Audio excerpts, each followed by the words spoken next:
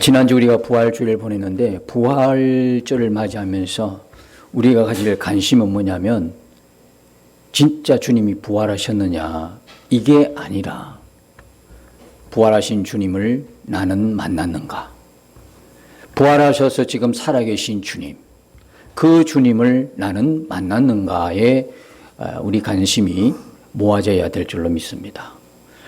지금도 부활이 사실이니 가짜니 역사적이니 이렇게 떠들어대도 하나님이 행하신 일에 인간이 이랬다 저랬다 어떻게 판단하고 정할 수가 있겠어요? 부활은 역사적인 사실인데 이 부활을 통해서 하나님을 믿을 만한 증거로 주신 게 부활인데 부활이 사실이니 아직도 그 수준에 머물러 있는 것이 너무나 안타깝죠. 정말 성도들은 부활이 사실이냐 사실이 아니냐가 아니라 조금 전에도 말씀드린 것처럼 부활하신 예수님을 나는 만났는가. 사도 바울에게 우리가 나중에 가서 천국에서 바울 선생님, 바울 선배님, 예수님을 만난 경험이 있습니까? 만일에 누군가가 물어봤을 때 사도 바울은 정확하게 대답할 겁니다. 장소까지 정확하게 대답할 겁니다.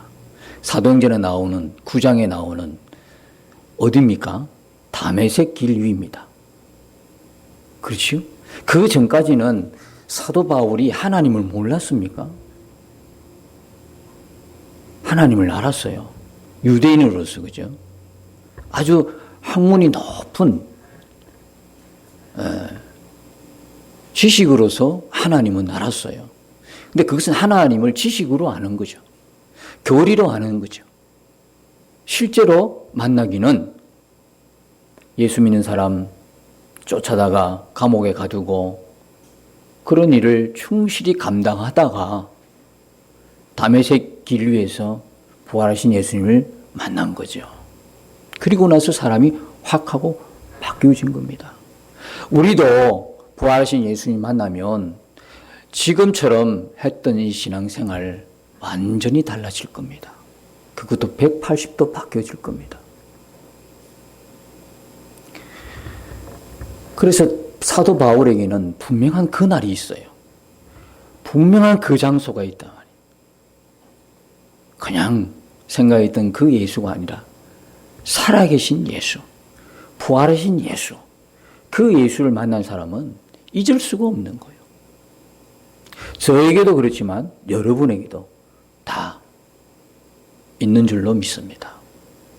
오늘 부활하셔서 그 예수님 우리 예배를 받으시고 부활하셔서 그 예수님 우리 마음 가운데 계시고 우리와 동행하시고 우리와 항상 함께 하신 줄로 믿습니다. 우리가 믿음의 근거는 항상 성경이지 않습니까? 무엇을 근거로 믿겠습니까? 어떤 강력한 영적 체험, 도움은 되지요. 그러나 강력한 영적 체험이 있어도 결국 말씀이 없으면 세상으로 나갑니다.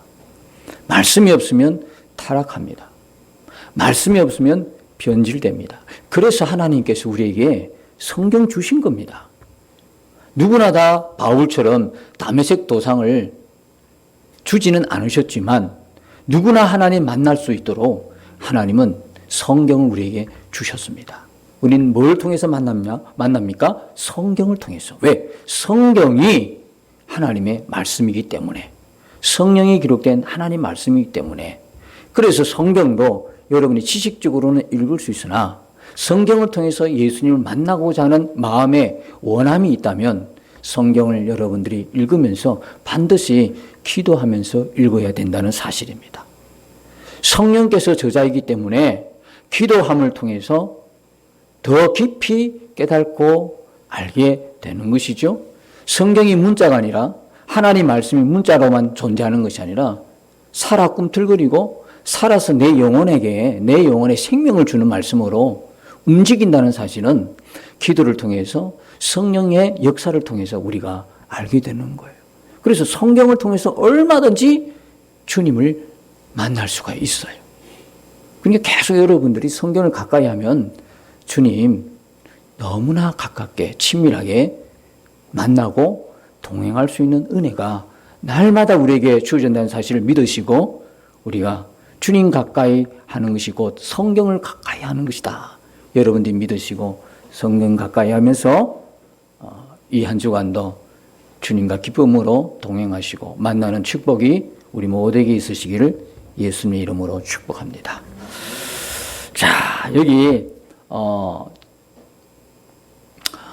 너무나 감격스러운 말씀이라 그래서 지난 시간에도 로마서 8장을 이렇게 1절에서 11절까지 다루었지만 성경 전체가 반지로 이야기한다면 로마서는 반지 중에 보석이고 특별히 또 이 8장은 보석 중에 가장 빛나는 부분이다. 다시 말하면 하나님께서 하나님으로부터 받은 우리가 하나님을 받은 복 중에 가장 큰 복이 뭐냐? 여기 8장에 수록이 되어 있다는 것이죠. 그리고 또 하나는 오늘 설교 제목이 부활 그 이후의 삶처럼 부활하신 예수를 믿는 우리는 어떻게 살아야 되는가, 어떻게 사는 것이 맞는가에 대해서 말씀을 나눌 텐데 그것이 우리에게는 은혜고 축복이라는 사실입니다. 뭐니 해도 우리가 여러분 정죄받지 않은 이 축복이 놀라운 축복이 아니겠습니까? 그리스도 예수 안에 있는 자에게는 결코 정죄함이 없느니라. 다시 말하면 죄로 심판받지 않고 지옥 가지 않는다는 이야기입니다.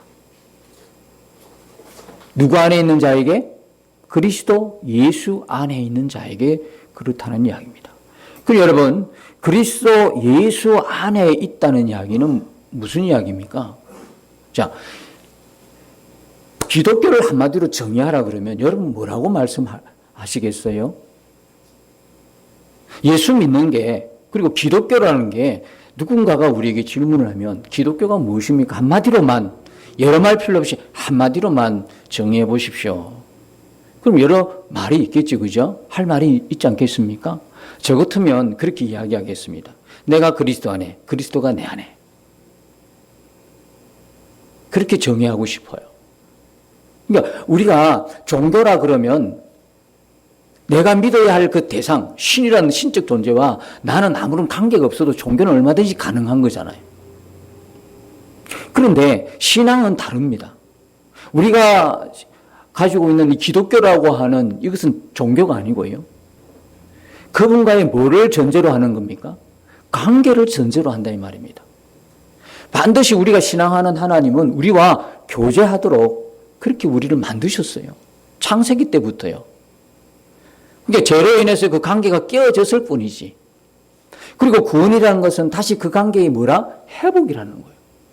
결국 관계의 회복이라는 것은 주님과 뭐가 다시 이루어진다는 거예요? 교제가 이루어진다는 거예요. 주님과 하나가 되었다는 거예요.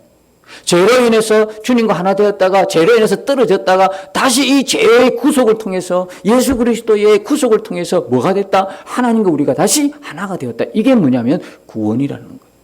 그래서 내가 그리스도 안에 그리스도가 내 안에. 이게 기독교를 정확하게 표현하는 한마디의 말이라고 저는 그렇게 생각이 돼요. 먼저 내가 그리스도 안에 있는 거예요. 내가 그리스도 안에 있어야 그리스도가 내 안에 있는 거예요. 내가 그리스도 안에 있으려면 어떻게 되는 거예요? 예수님이 나의 뭐가 되어야 되는 거예요? 구주가 되셔야 된다는 거거든요. 예수님을 내가 그분을 영접해야 되잖아요. 오늘 이 8장에는요 어떤 말씀이냐면 정말 정죄함이 없다. 다시는 그리스도 예수 안에 있는 자에게는 그래서 내가 그리스도 안에 그리스도가 내 안에 내가 예수님을 구주로 믿고 그러면 예수님이 또 내 안에 주인 되어 오시잖아요. 그런 사람에게 주신 축복이에요. 아무에게나 주신 복이 아니에요. 자, 보통 사람 같으면 법이 적용이 되는데 2절에 보면 어떤 법이 적용이 되냐 하면 죄와 사망의 법이 적용이 돼요. 예수 안 믿는 사람에게는 예수님이 자신의 구주와 왕이 아닌 사람은 뭐예요? 죄와 사망의 법이 적용이 된다고요. 법 적용이 달라요. 여러분 우리도 이렇게 살아가면서요. 우리나라 사람들은 우리나라의 법에 적용되지만 일본 사람은 일본 법에 적용이 되지 우리나라 법에 적용이 안 된단 말이에요. 우리가 이 땅에 살지만 이 땅의 백성이기도 하지만 하늘나라의 백성이기도 하잖아요. 우리는 두 법에 적용이 돼요. 이 땅에 사는 동안 이 나라의 법에 적용되기도 하지만 영적으로 믿음으로 보면 어느 법에? 하늘법에 적용이 되는 사람들이에요. 여러분 공항을 다 여러분 지나와 오셨지만 공항을 통과할 때는 두 길이 있어요. 한 길은 자국민이 통과하는 길이 있고 하나는 외국인이 통과하는 길이 있어요. 법 적용이 다 달라요. 그러니까 예수님을 구주로 믿는 자에게는 생명의 성령의 법이 적용되지만 예수님 없는 사람에게는 죄와 사망의 법이 적용이 되어서요. 예수 안 믿는 사람에게는 바로 그 죄에 심판받아서 영원한 지옥에 간다는 거예요. 영원한 지옥의 심판이 그를 기다리고 있는 게 죄와 사망의 법이에요. 죄가 그대로 심판받는 거예요. 근데 우리는요. 그럼 우린 죄 안 지어가지고 지옥 안 가나요? 우리도 똑같은 거예요. 우리도 죄와 사망의 법에 적용이 되었던 사람이죠. 그런데 어떻게 됐어요? 그리스도 예수 안에 있는 자에게 적용되는 생명의 성령의 법이 죄와 사망의 법이 아니라 생명의 성령의 법이 우리에게 적용이 됩니다. 왜요? 왜 그럴까요? 예수님께서 이미 내가 받아서 죄와 사망의 법에 영원히 죽어야 할 그 정죄를 누가 대신 받아주신 거예요? 예수님이 대신 받으셨기 때문에 우리는 다시는 죄와 사망의 법의 적촉이 아니고 생명의 성령의 법에 의해서 정죄함을 받지 않는 은혜를 입고 복을 받은 사람이 되었다는 거예요. 그러면 여러분 이렇게 정죄함을 받지 않는다는 건 정말 놀라운 거예요. 왜요? 다시는 지옥 가고 싶어도 못 가요. 여러분이 심판받고 싶어도 못 받아요. 억울하십니까? 너무나 감사한 일이라네요. 자, 그러면 여러분, 야, 이제는 정말 죄를 지어도 괜찮네? 이런 생각이 드십니까? 진짜 이런 생각이 들어가지고 작은 죄가 작게 여기지면 이 사람은 진짜 이 정죄함이 없다고 하는 복음, 십자가의 이 복음을 교리로만, 이론으로만 받아들이는 거예요. 여러분 오늘 읽었던 말씀 보세요. 13절의 말씀 보십시오. 너희가 육신대로 살면 반드시 죽을 것이로다. 영으로서 몸의 행실을 죽이면 살리니 했잖아요. 너희가 육신대로 살면 반드시 죽을 것이로다. 여기는 보면 8장 1절에 보면 그리스도 예수 안에 있는 자에게는 결국 정죄함이 없다고 말씀해놓고 13절에는 너희가 육신대로 살면 반드시 죽을 것이로다 그래요. 이 말이 서로 상반되게 느끼시지 않습니까? 정죄함이 없다 해놓고 이건 죽겠다는 거예요. 그럼 도대체 이렇게 죽는 사람은 뭐예요? 네? 정죄함이 없다는 이야기 듣고 이런 이야기 똑같아. 그럼 제주도 괜찮네라고 생각하는 사람과 똑같다는 이야기죠. 그 정죄함이 없는 복을 받았다고 해놓고 13절에 육신대로 살면 반드시 죽일 것이로되 이렇게 해당되는 사람은 뭐냐면 이런 정죄함이 없다고 하는 이 복음을 뭐로 들었다는 거예요? 교리로만 들었다는 거예요. 이론으로만 알겠다는 거죠. 이론으로만 알고 실제가 안 된 거예요. 실제가. 여러분 우리는 안 믿는 사람들보다도 성경을 아는 것에 대해서는 굉장히 유리한 거예요. 유대인처럼. 그러나 유대인이 범하는 죄를 범할 수 있다는 거예요. 뭡니까? 예수님을 영접 못했던 거예요. 하나님이 자기 백성에게 왔으나 자기 백성이 그를 왕으로 영접하지 않아요.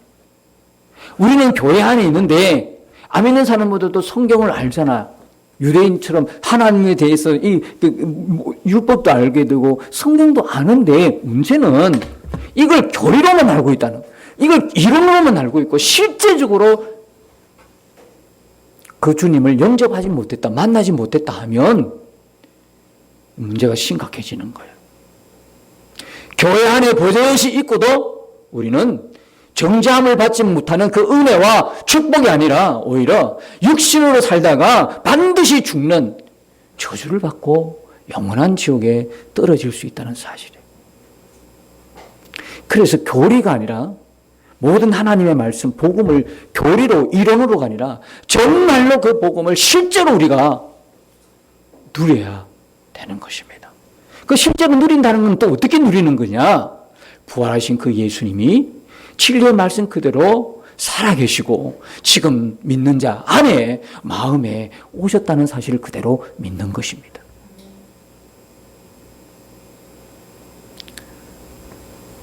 그러니까 새신자가 오거나 다른 데서 교회에서 예배에 참석하면서 또 말씀을 들으면서 이런 말씀을 하세요. 처음 들어보는 소리네. 우리는 하도 많이 들으니까 또 그 말이 듣지만 처음 듣는, 교회를 안 나가면서 교회에 나간 분이 처음 듣는 소리네? 그럼 뭐라는 거예요 도대체? 지금까지 수많은 설교를 들었을 것이고 성경을 읽었을 텐데 그렇게 우리 마음에 오신 예수님이라고 그렇게 진리가 이야기하고 있는데 고린도후서 13장 5절처럼 너희가 믿음이 있는가를 어떻게 실험합니까? 너희 안에 예수님이 있는지 없는지를 보고 너희가 진짜 믿음인지 가짜 믿음인지를 점검해봐라고 했던 것처럼 그렇게 성경 말씀이 우리 안에 지금 살아계신 그분이 부활하신 예수님이 우리와 함께 계시고 우리 마음에 지금 오셨다 계신다고 말을 수없이 진리의 말씀을 선포함에도 불구하고 안 믿고 어떻게 그것을 이론적으로 교리로만 이해했을까요? 그렇게 들었으니까 그 메시지가 처음 들었다고 이야기하는 거예요. 교리가 아닌 실제로 듣는 거는요, 그 부활하신 예수님이 살아계셔서 우리 마음 가운데 계신다 이 말이에요. 이것이 뭐냐? 이것이 뭐냐면 성령이 우리 안에 계신다는 증거는, 성령이 우리 안에 계신다는 것은 뭐의 증거냐면 우리가 다시는 정잠을 받지 않는다는 확실한 증거가 되는 거예요. 여러분 성령 계십니까?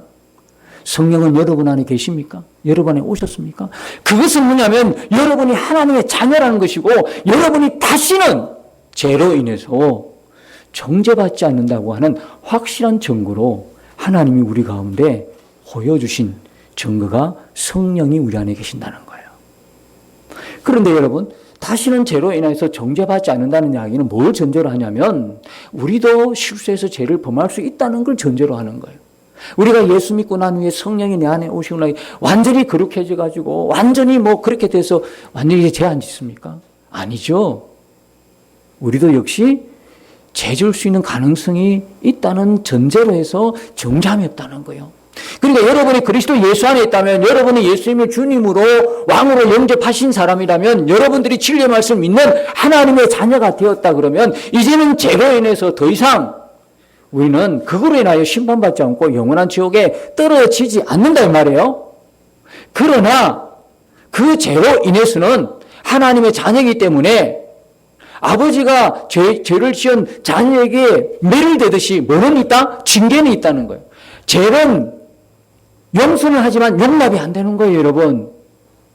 하나님께서 죄를 용서하기 때문에 죄에 대한 정죄함을 받지 않아요. 그렇다고 해서 우리가 짓는 죄에 대해서 하나님이 묵과하시거나 그냥 용납하지 않는다는 거예요. 그 죄에 대해서 반드시 하나님은 우리에게 책망하시고 물으시고 징계하신다는 거예요. 징계가 얼마나 감사한 일인지 아십니까? 우리에겐 징계지만 그리스도 밖에 있는 사람에게는 징계가 아니라 심판받아서 정죄받는 거예요. 근데 우리에게는 계시록 3장에 있는 것처럼 뭐예요? 사랑하는 자를 뭐한다? 징계하시나니. 왜? 아비가 자식에게 하듯 바른 길로 인도하기 위해서 우리를 징계한다는 거예요. 여러분, 우리가 혹시 실수해가 죄를 범하고 잘못해가지고 하나님으로도 징계받을 때 여러분들 나는 왜 이렇게 하나님이 나를 심판하시고 징계해 주시나 불평하지 마시고 오히려 감사하기를 축복합니다. 왜? 그거는 나를 너무나 사랑하시는 옆길로 가지 못하도록, 죽음의 사망의 길로 가지 않도록 바른 길 가도록 매를 드신 거다 이 말이에요. 그럼 버뜩 정신 차려서 우리는 뭐합니까? 회개합니다. 나 살려주시니 감사합니다. 그래서 성령께서 우리가 다시는 정죄받지 않는 사람임을 증명해 준 것 동시에 또 하나는 뭐냐면 성령이 우리를 죄짓지 않도록 하는 능력이 되시는 겁니다. 여러분, 우리는 예수 믿고 구원이 일어나는데요. 어떤 구원이 일어나냐면요. 영의 구원이 일어나는 겁니다. 육의 구원은 아직 이루어지지 않았어요, 여러분. 육의 구원은 언제 이루어집니까? 예수님이 다시 재림하실 때. 영의 구원이 이루어졌기 때문에 예수 믿는 동시에 우리는 어떤 일이 벌어집니까? 예수 믿는 동시에 예수님 십자가가 내 십자가가 되는 거예요. 예수의 부활은 누구의 부활? 나의 부활이 되는 거예요. 예수님이 십자가 죽으실 때 나의 누구를? 나의 옛사람, 죄의 종로로 타던 옛사람을 함께 죽게 하셨다. 죽어야 부활하지요. 그러니까 내가 지금 예수를 믿어도 어떤 일이 일어나냐면 하나님께서 행해 주신 일인데 십자가에서 제 종로로 하던 나를 같이 죽게 하셨단 말이에요. 그리고 예수님 부활할 때 나도 이미 부활하고, 예수님 성천하실 때 나도 성천하고, 예수님 보좌에 앉을 때 나도 지금 앉아있는 것을 우리가 성령을 진리를 믿는 믿음으로 아멘하고 바라볼 수 있어야 되는 거예요. 이 완성은요, 완성은 언제 이루어져요? 예수님 오실 때, 다시 오실 때 완성되는 거예요. 그러나 이미 이루어진 사실이에요. 이미 이루어진 사실. 그런데 그것을 우리가 무슨 학문적으로 이해하려고 해서 그게 이해가 되는 겁니까? 하나님의 진리가 우리가 학문적으로 연구해서 이해됩니까? 아니요. 기도함을 통해서 성령의 역사를 통해서 깨닫게 되고 이해하게 되고 그를 깊게 우리가 그걸 받아들일 수가 있는 거예요. 근데 여전히 우리가 죽었다는 이야기는 제 종로를 하는 옛사람이 죽었다는 이야기지 육신이 죽었다는 이야기가 아니에요. 육신은 살아있어서 이 육신이 살아있다는 이야기는 뭡니까? 여러분 7장 25절에 보면 이런 말씀이 있습니다. 우리 주 예수 그리스도로 말미암아 하나님께 감사하리로다. 그런즉 내 자신이 마음으로는 하나님의 법을 육신으로는 죄의 법을 섬기노라. 이 육신은요 죄의 법을 섬기는 겁니다. 육신은 우리의 육신은요 하나님을 위해 순종하지 않아요. 죄를 따라갑니다. 우리의 마음은 예수 믿는 우리의 마음 바뀌어 버렸어요. 변화돼 가지고 우리 마음으로는 하나님의 법을 더 사랑하고 쫓아가요.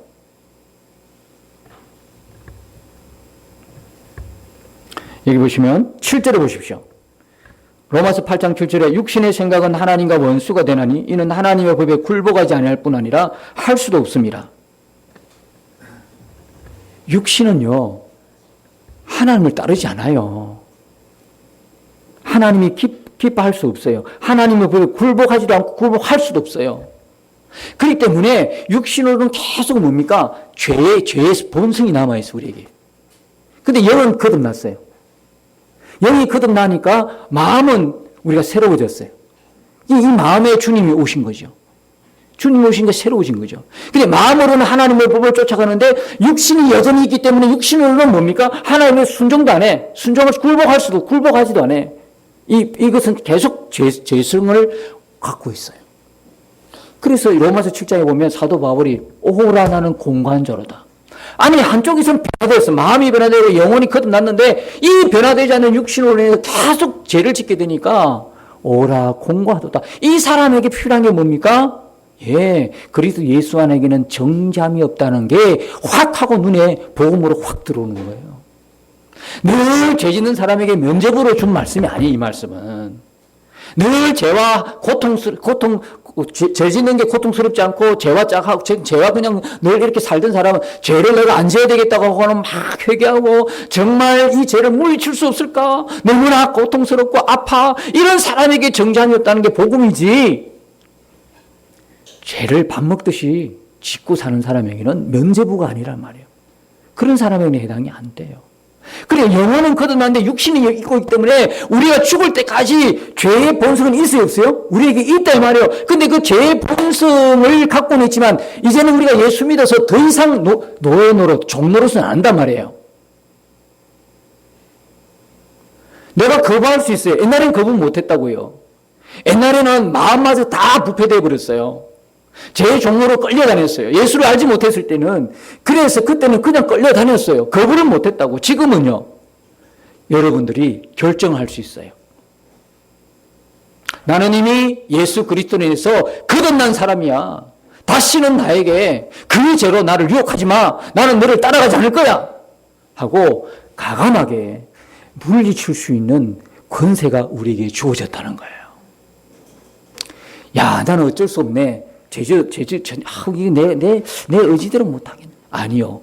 이제는 여러분들이 예수 십자가 죽으셔가지고 우리의 죄 노릇하고 죄 종로로 우리의 자아를 다 십자가 못 바꿨기 때문에 이제는 여러분 우리가 의지가 살아난 사람이야. 마음이 새롭게 변화된 사람이기 때문에 의지를 발동해서 나 죄 한 죄요 더 이상 하고 돌아서야 되는 거예요. 그것은 내가 할 일이요. 그 일을 돕기 위해서 내 마음에 주님이 성령을 통해 오신 거예요.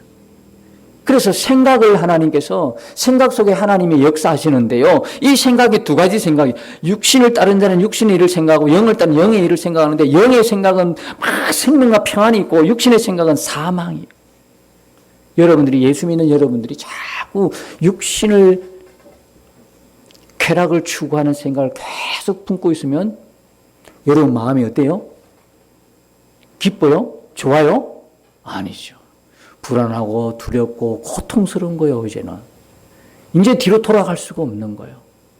자, 그런 사람들, 이런 사람들에게 어떻게 살 거냐, 부활 이후 이제 예수님께서 그렇게 다 이제 이루어 놓으셨는데 그 이후 어떻게 살 것이냐를 11절 이하에서 말씀하시는데요. 너희가 육신대로 살면 반드시 죽을 것이로되. 이걸 이렇게 말씀했는데도 교리로만 알고 있는, 그냥 종교로만, 하나님의 진리를 종교로만 받아들여서 교묘와 다 같다는 거예요. 그냥, 그럼 안 믿는 거죠, 사실. 여러분, 믿으면 뭐 하게 되어 있습니까? 믿으면 살게 되어 있습니다. 믿으면 순종하게 되어 있습니다. 안 믿으면 불순종입니다. 안 믿으면 안 살아도 됩니다. 내가 진리의 말씀을 믿는다는 이야기는 내가 그대로 순종하여 산다는 이야기가 똑같은 겁니다. 그래서 야고보스가 놓은 거예요. 믿음과 행위는 별개가 아니야. 믿음과 행위는 하나예요. 예수 믿는다는 것은 예수님과 내가 떨어져서 믿는 게 아니라 예수와 나는 하나라는 거예요. 똑같은 거예요. 그래서 우리가 해야 될 부활을 믿는 우리는 부활 그 이후에 우리의 삶은 뭐냐면 영으로서 몸의 행실을 죽이며 사는 삶이에요. 그래서 우리가 이 육신에서 일어난 죄를 이기는 비결, 능력은 뭐냐면 성령에게 있어요. 그래서 성령이 오신 거는 우리가 다시는 정죄함을 받지 않는다는 이 은혜, 이 복을 받는과 동시에 이 세상에 살아가면서 남은 세월 동안 죄와 싸울 수 있는 능력을 성령이 우리에게 주신다는 거예요. 우리가 뭘 바라보면서? 우리 안에 계신 성령을 계속 바라보고 성령님 안에서 생각하고 성령님을 마음에 모시고 살면 죄를 이긴다 이 말이에요. 그 능력을 우리에게 주신 거예요. 여러분, 버릇이죠, 버릇. 습관. 습관이 왜 습관 됐어요? 못 고치니까 습관이 계속되는 거예요. 만일에 내가 고치지 못한 습관 오늘 고쳤어. 그러면 습관 안 되는 거예요. 습관 못 고치는 거예요, 여러분. 그래서 습관 하나를 할 때 불러가지고 너 이런 습관 참 안 좋은 습관이야. 이거 고쳐야 돼. 그런다고 해서 고쳐질 것 같으면 습관이 아니죠. 습관은 고쳐지지 않아요, 자기 힘으로. 쉬울 것 같죠? 안 고쳐져요. 어떻게 고칠 수 있어요? 성령님을 의지하면 고칠 수 있어요. 이게 보니까 어떤 모임에 늦게 가는 거 있잖아요. 그것도 습관이더라고. 근데 왜 늦게 가냐고 막 이야기해도 또 늦게 오더라고.